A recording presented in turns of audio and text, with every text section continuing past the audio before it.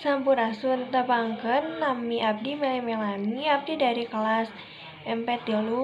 Jadi abdi bade nyaritakeun carita babat anu berjudul Sumur Bandung. Sumur Bandung mere kaharasan karahat Bandung. Sumur Bandung mere karayan ka daya Bandung. Sumur Bandung rahayuning daya Bandung. Kawasna, toloba anu apal kana tulisan nu tadi. Eta tulisan teh marupa prasasti nu jadi titi mangsa ayana Sumur Bandung. Dina eta prasasti jelas pisan ditulis Sumur Bandung mere lanahayuan ka rahayat Bandung. Sumur Bandung teh mangrupa cikal bakal lahir jeung ngadegna kota Bandung nepi ka ayeuna. Hanjakal ayeuna Sumur Bandung teh teu loba dipikanyaho boh ku urang Bandungna sorangan ku orang ti luar Bandung. Padahal lamun ditilik tina sajarahna, Sumur Bandung teh paranahna di puseur kota Bandung. Sumur Bandung dijieun ku Adipati Wiranatakusuma dina tanggal 25 Mei 1811.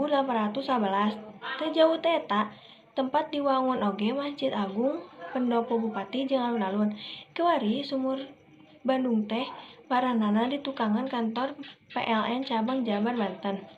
Jalan Cikapundung Timur Bandung atawa kurang leuwih 100 meter. Wetaneun alun-alun Bandung.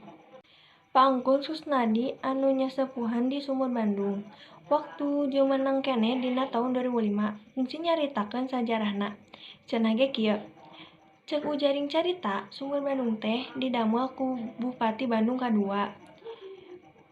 Harita samulihna ti Subang. Kairing ku para panggawa Raden Adipati Wiranatakusuma II ras di hiji leuweung. Anu dipimaksud leuweung dina ieu tulisanna nyaeta tempat anu ayeuna jadi Sumur Bandung tea. Bakat kunah naik kawuwuh tos jengkar ti tempat anu tebih, Raden Adipati Wiranatakusuma II nyarendekeun salirana kana hiji tangkal gede. Tetekan nu dicandakna ditancepkeun kana taneuh. Lajeng anjeunna mah kulem ditungguan ku para penggawa satiana. Kira-kira meunang sapanyepanan, Raden Adipati Wiranatakusuma lugay ngadeg teras nyabut tetekanna.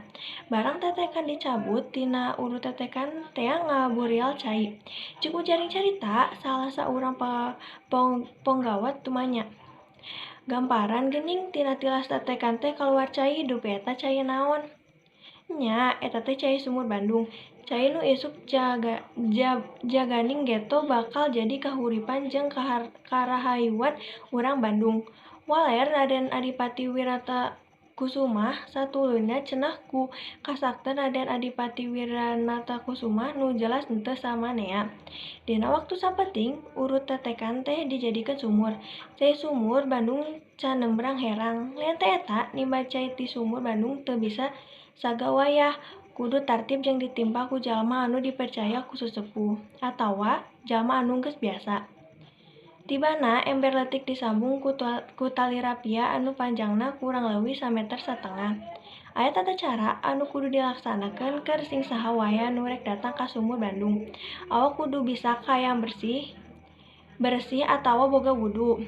Lantaran masyarakat anu datang ka Sumur Bandung biasana sok ngadon ngadoa. Lian teh eta salila aya di wewengkon Sumur Bandung teu meunang hayotan ribut jeung teu meunang suapan. Mun eta dirempak cenah tinggal ngadogan akibatna. Kiwari Sumur Bandung teh geus kaasup situs nu aya di kota Bandung. Tangtu we kudu dipiara, dimumule tur diwanohkeun ku bararea. Ieu haluyu jeung Peraturan Daerah Jawa Barat Nomor 7 Tahun 2003 ngeunaan nilai sajarah dan benda kapurbakalaan. Tapi kumaha buktina? Teu kabeh urang Bandung apal lamun di sabururan gedung PLN deukeut alun-alun Bandung aya situs anu ngandung ajan sajarah Bandung. Malah duka kumaha nasibna mun Sumur Bandung aya saluareun gedung PLN jeung teu diurus ku pegawai kantor PLN. Bobo bakal jadi situs nu taya ajenna.